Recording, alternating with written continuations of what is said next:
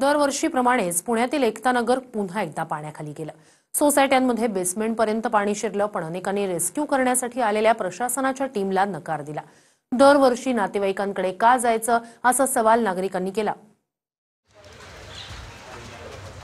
पुण्यातल्या एकतानगर परिसरातली ही दृश्य आहेत। अख्खं एकतानगर पाण्याखाली गेल्याचं दिसतंय। सोसायट्यांचे बेसमेंट पाण्याखाली गेले असून घरांमध्येही पाणी शिरलं। आतापर्यंत अनेकांना महापालिका प्रशासनानं सुरक्षित स्थळी हलवले, पण बरेच नागरिक सरकारवर संतापले। नुसते येऊन आश्वासनं देऊन जातात, ते त्यांच्या इलेक्शन पुरतं त्यांच्या भाकऱ्या थापून देतात। आम्ही तुमचा त्रास समजू शकतो, दरवर्षी आम्ही तुमच्याकडे येतो, पण आता शेवटी जीव महत्त्वाचा नाही ना। पण शासनाला पण कळू दे ना, काय नाही जात जीव एवढा आमचा। बघू काय पुढच्या वर्षी पाण्याला की परत कोणाच्या दारात जायचं आम्ही दरवेळेला। तो प्रॉब्लेम आधी सॉल्व्ह करा, मग पुढचं बघू काय ते। दरवर्षी एकतानगर परिसरातली परिस्थिती होण्याचं कारण म्हणजे खडकवासला धरणातून होणारा पाण्याचा विसर्ग। खडकवासलात पाण्याची आवक वाढल्यानं धरणातून मुळा-मुठा नदीत विसर्ग करण्यात आला। त्यामुळे याच नद्यांचं पाणी एकतानगर परिसरात शिरल्यानं अशी बिकट स्थिती निर्माण झाली। ज्या कुठल्या नागरिकांना स्थलांतर व्हायचे असेल अशा नागरिकांनी मदत कक्षाशी संपर्क साधावा ही विनंती। तर आपण पाहतोय की अशा पद्धतीने आवाहन जे आहे ते जेसीबीच्या माध्यमातून वरच्या मजल्यावरती आवाज जावा यासाठी करण्यात येत आहे। पुणे महानगरपालिकेने आपली महापालिकेच्या अधिकाऱ्यांकडून घराबाहेर पडण्याचं आवाहनही केलं जात आहे। आपल्याला इथून आपल्या राहत्या घरातून सुरक्षित स्थळी बाहेर काढण्यासाठी महापालिकेची यंत्रणा पूर्णपणे सज्ज आहे। त्यामुळे ज्या आतापर्यंत बहुतांश नागरिकांनी सोसायटीमधल्या आपल्याला सकारात्मक प्रतिसाद दिलेला आहे, त्या नागरिकांना आपण सुरक्षित स्थळी हलवलेलं आहे।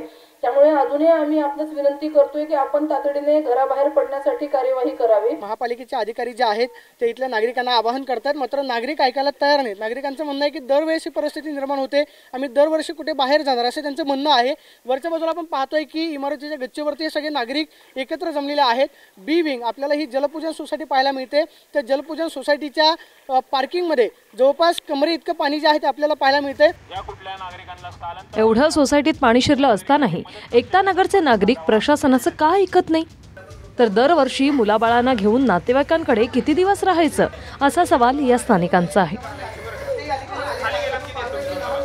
बरं, इथून बाहेर पडलं प्रत्येक वेळेस नातेवाईक किती वेळ आपल्याला हे करणार आहेत? हे आता महिन्यात दुसरी की तिसरी वेळ आहे। घरात प्रत्येकाच्या घरात 5 माणसं आहेत, 5 माणसं बाहेर गेल्यावरती कोण प्रत्येक वेळेस नातेवाईक काय होणार? तुमच्या इथं 8 दिवसाला पाणी येतंय। प्रशासन सुद्धा दरवेळेस म्हणतंय आम्ही तुमच्या इथल्या म्हणतात निवासाची सोय केली, काय काही नाही। निवासाची सोय इथून केली 1 ते 1.5 किलोमीटर। तुम्ही करणार, आम्हाला कायमस्वरूपी पाहिजे निवासाची सोय। गेल्या वर्षी आलती की मुख्यमंत्री आले, मंत्री आले, सगळे येऊन गेले, आश्वासनं देऊन गेलेत, फक्त काही केलेलं नाही त्यांनी। इकडे भीमाशंकर परिसरात मुसळधार पावसामुळे भीमा नदी दुथडी भरून वाहते। वाढलेल्या पाणलोटामुळे च्वास आणि कडूसला जोडणारा पूल पाण्याखाली गेला असून अनेक गावांचा संपर्क तुटलाय।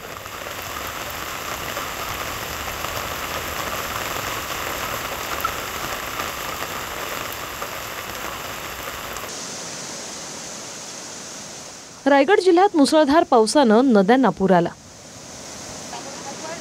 त्यातच तळा तालुक्यातील कडाक्याची गाणी या गावात दोरीच्या साहाय्यानं नागरिकांचं रेस्क्यू ऑपरेशन करण्यात आलं।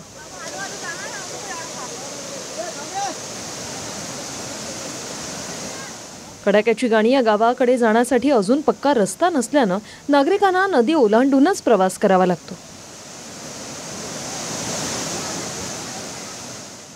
पण मुसळधार पावसामुळे गावकऱ्यांचा संपर्क तुटला होता। अखेर नदीचं पात्र कमी होताच दोरीच्या साहाय्यानं 42 गावकऱ्यांना सुरक्षित रेस्क्यू करण्यात आलं।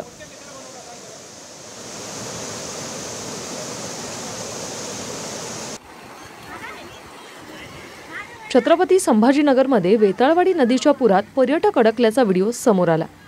वेताळवाडी रुद्रेश्वर येथे ओमनी कारच्या चालकानं पूर असताना नदीपात्र ओलांडण्याचा प्रयत्न केला, ज्यात कार पुराच्या पाण्यात अडकली। यावेळी कारमध्ये 7 जण होते।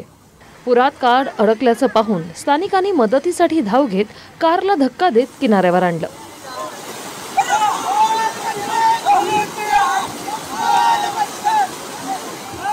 पुण्याहून प्रदीप कापसेसह ब्युरो रिपोर्ट TV9 मराठी।